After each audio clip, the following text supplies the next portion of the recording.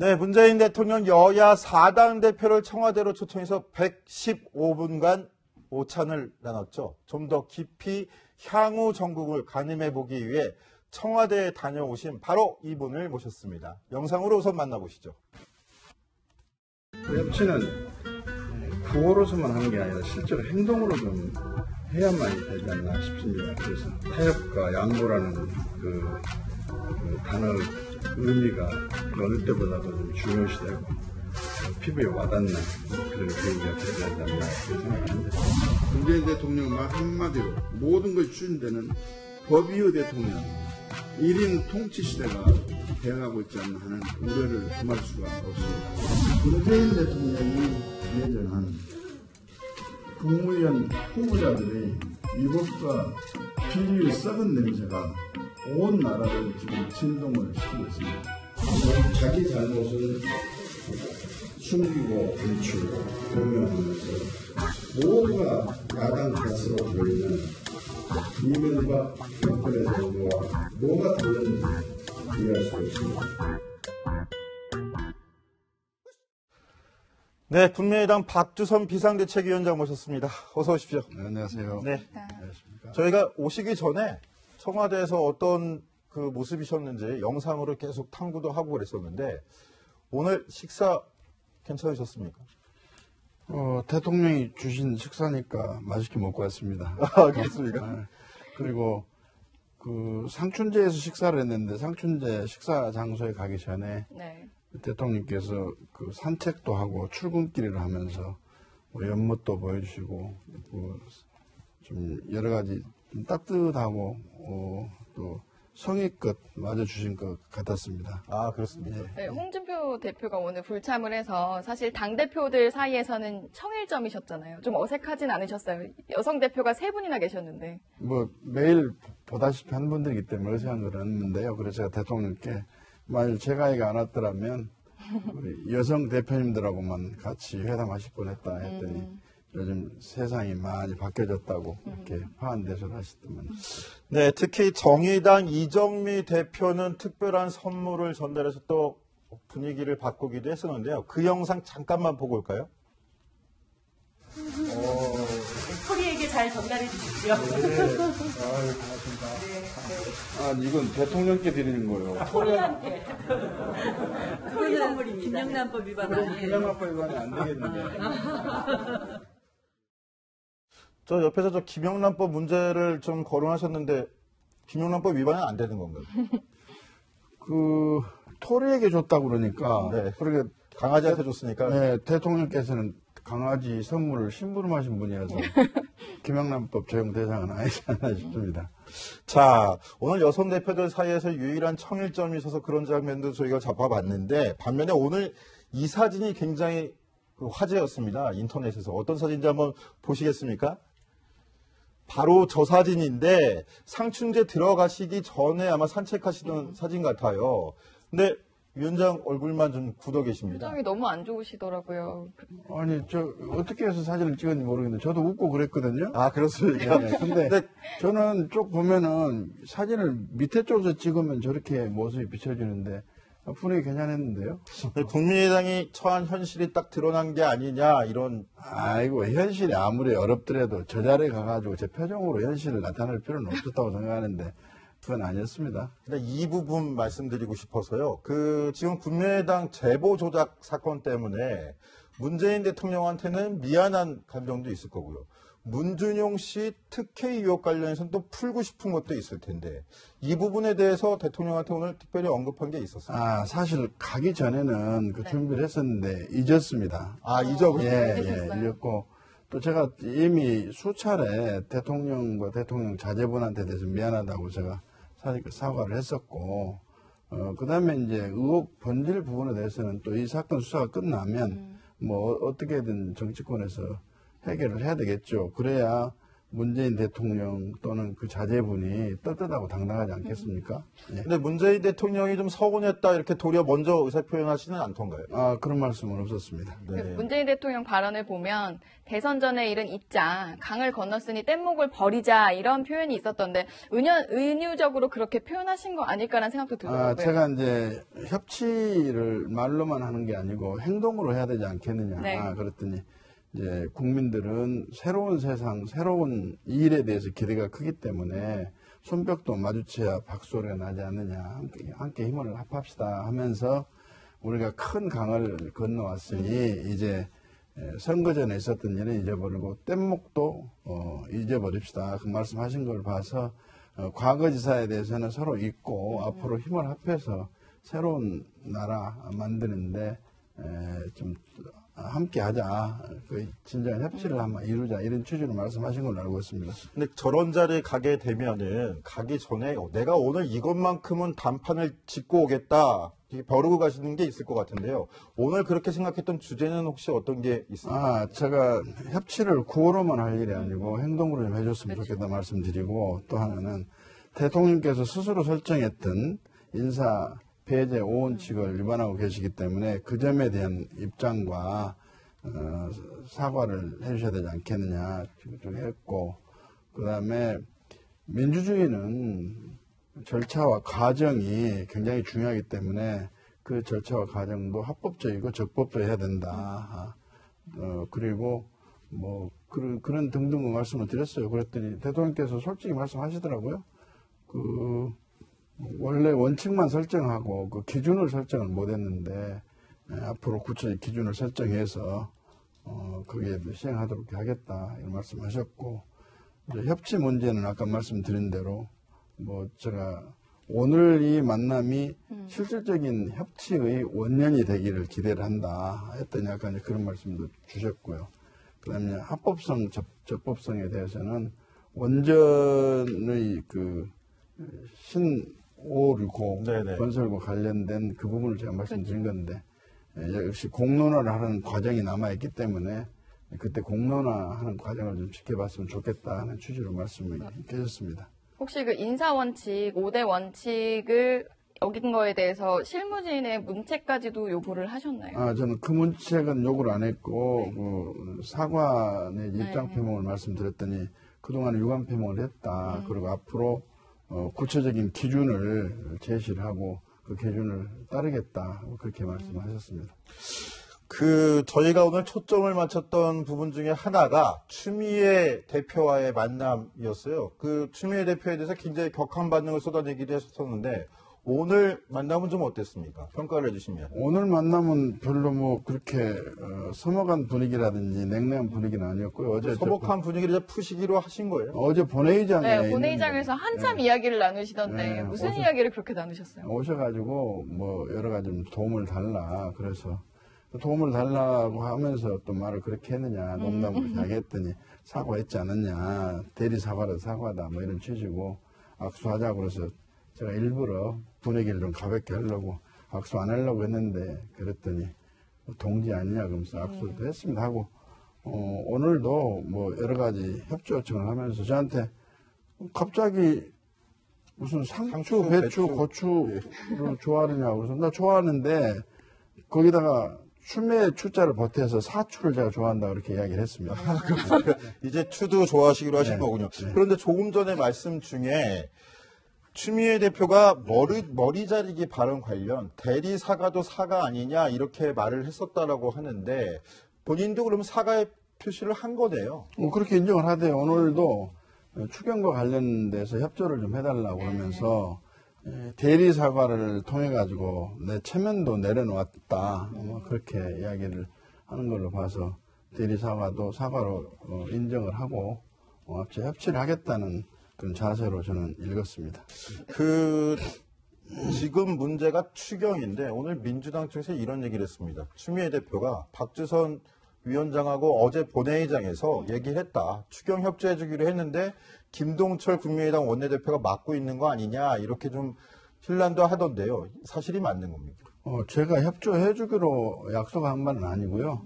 우리 당에 당문이 있고 죄송합니다. 또 우리 원내대표 입장도 있으니까 잘 이야기를 해봐라. 나도 이야기를 하겠다. 그렇게 이야기했는데 오늘 대통령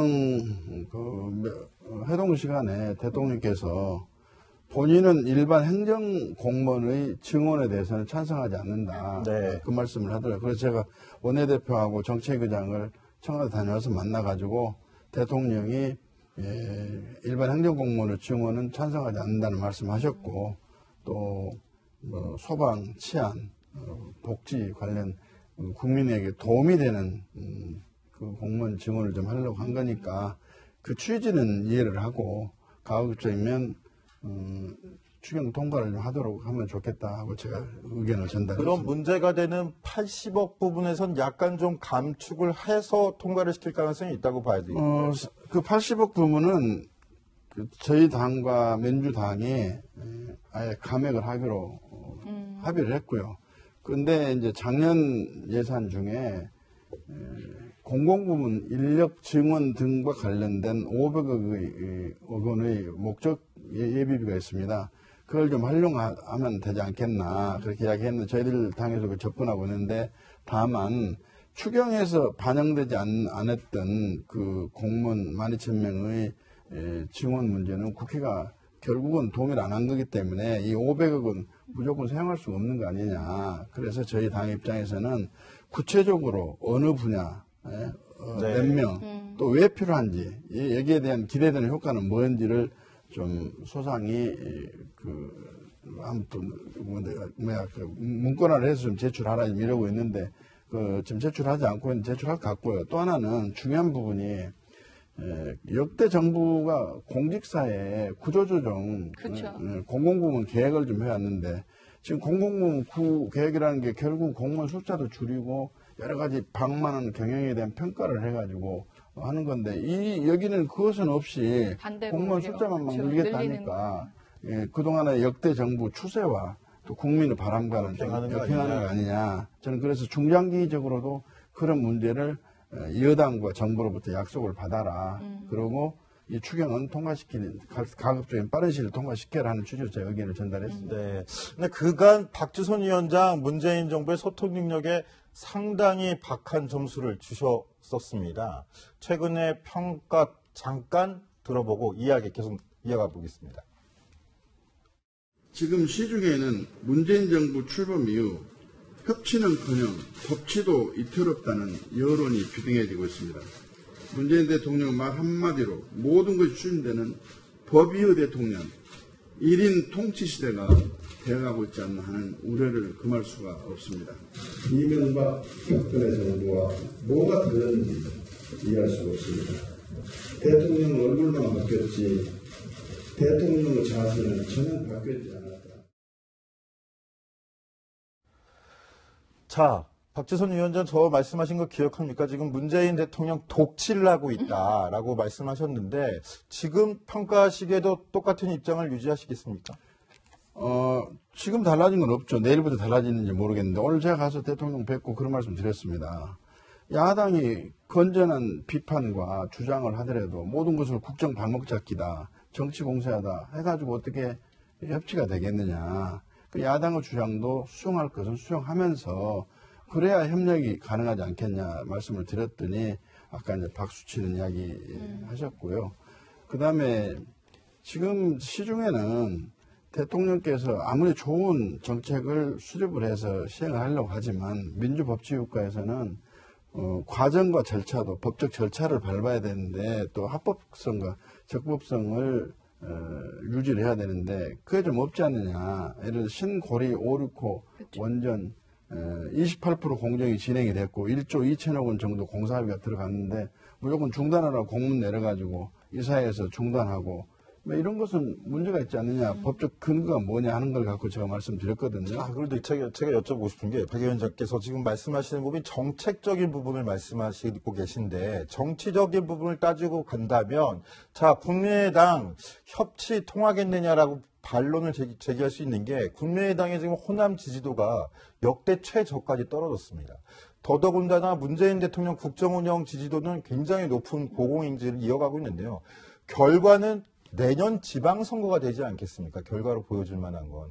그런데 호남을 놓고 지금 맞붙어 있는 민주당과 국민의당이 실제로 협치가 가능하겠느냐 이런 반론들이 제기되고 있거든요. 지금 국회는 엄연히 저희 당은 40석 의석을 가지고 있는 교섭단체고 더불어당은 120석이지만 저희 당이 도와주지 않으면 아무 역할도 못하는 불능의 정당입니다. 저희 당의 지지도가 좀 낮다고 해서 국민이 뽑아준 국회의원으로서의 역할을 포기해서도 안 되고 더 열심히 해서 지지도를 올리는 계기로 삼아야 된다. 저는 그런 말씀 드리고 싶고요. 그 다음에 국민의 지지와 여론조사 결과에서 나타난 지지도하고는 상당한 차이가 있을 수 있다는 말씀 드리고 또 호남에서도 솔직히 말씀드리면 국민의당이 있기 때문에 호남을 상대로 선의 경쟁을 하고 구애를 하면서 문재인 대통령이나 더불어민주당이 호남에 대한 배려와 관심을 보이는 것이지 만일 더불어민주당과 국민의당이 통합이 돼버리면 권력의 속성상 대통령을 여당 내에서는 견제하기 어렵습니다. 네. 그렇게 되면 권력은 자의적으로 행사할 수밖에 없고 그래서 권력의 남용, 오용, 사유와 국정농단의 우려가 제기되고 그런 겁니다. 그래서 국민의당은 국민의당대로 국회에서 생산적인 정치, 건전한 비판을 하면서 그야말로 협력의 주도적인 견인차로서의 사명을 인식하고 책임을 느끼면서 역할을 하고 그랬을 때 국민의 평가는 다시 올 수 있다. 그래서 그 결과로 내년 지방선거에 인재도 영입하고 당의 지지율도 올려서 성공을 해야 되겠다 하는 생각을 갖고 있습니다. 그런데 이유미 사건이 지금 발생해가지고 저는 매를 좀 많이 맞고 있는데 이 매는 사랑의 회초리로 저는 이렇게 생각하고 아무리 때려주시더라도 죄송하다 이런 말씀밖에 드릴 수가 없습니다. 저 이렇게 한번 여쭤볼게요. 협치, 민주당, 여당과의 협치, 협력을 얘기할 때 그럼 내년 지방선거를 견줘서 선거연대 가능성도 열어두실 수 있을까요? 그것은 아직 생각해 본 바가 없습니다. 네, 아직은 좀 네. 이른 감이 좀 네, 있다는 말씀이군요. 자, 그러면 문준용 씨 그 증거 제보 조작 사건 갖고 여쭤볼게요. 지금 이거 갖고 좀 전에 말씀하셨다시피 회초를 많이 맞고 있다 하는데 지금 이용주 의원까지도 검찰이 소환하겠다고 입장을 새로 내놨습니다. 이거 굉장히 좀 꼬여가고 있는데 이거 어떻게 풀어야 될 거라고 보십니까? 뭐 이용주 의원은 아니라 그 이상의 일선도 필요하다면 검찰 수사에 저희들이 적극적으로 협력할 겁니다. 이용주 의원은 지금 공명선거 대책 단장으로서 그 부단장이 기자회견을 하게 됐는데 기자회견을 하게 된 과정에서 이용주 의원이 지시를 했고 또 이유미가 제보했던 그 제보 내용을 뭐 확인하는데 참여를 한 일이 있었기 때문에 아마 그 확인하려고 참고인으로 소환할 계획이 있는 것으로 저는 알고 있습니다. 요 사건 이렇게 풀고 문준용 씨 특혜 의혹에 대한 특혜 의혹 역시 명명백백히 밝혀야 된다. 이게 국민의당의 기존 입장이었는데요. 이 특검법에도 협조하실 의향은 있으신 건가요? 특검법은 야사당이 합의를 하지 않으면 현실적으로 어렵습니다. 그쵸. 어렵고 저는 또 개인적인 의견인데 뭐 특검을 못할 건 아닙니다만 문준용 씨 사건은 공소시효가 넘었기 때문에 특검으로 하는 것이 적절하겠느냐 하는 개인적인 의견을 좀 가지고 있습니다. 저는 앞으로 이제 국민의당 미래에 대해서 좀 여쭤보고 싶은데, 뭐, 민주당과의 통합은 없다고 하셨으니까, 그리고 곧 당에 이제 전당대회도 있을 예정인데요.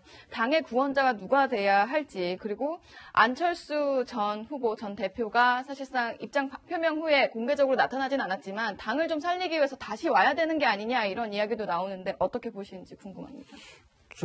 저희들은 대중정당이기 때문에 누구든지 선거에 참여하는 것을 막을 수는 없습니다만 제 개인 생각인데 네. 안철수 전 후보가 이 상황에서 대표 출마한다고 하는 것은 적절치 않다고 저는 생각합니다. 그리고 조금 더 새롭고 국민의 시선을 집중하면서 관심을 모을 수 있는 역량 있는 분이 대표가 되셨으면 한 바람이 있습니다. 그런데 아직 전당대회가 한 40여일 남았으니까요. 또 후보가 어떤 분이 될지는 아직 윤곽이 좀 나타나지 않고 있으니까 저희들도 좀 기도하는 마음으로 좋은 후보들이 오셔가지고 당을 이끌 수 있는 지도부가 구성되기를 좀 바라고 있습니다. 네, 알겠습니다. 저희 시간이 다 돼가지고 조만간 또 한번 다시 나와주실 것으로 기대하겠습니다. 네, 오늘 청와대 첫 회동을 마치고 나온 국민의당 박주선 비상대책위원장 모시고 이야기 나눠봤습니다.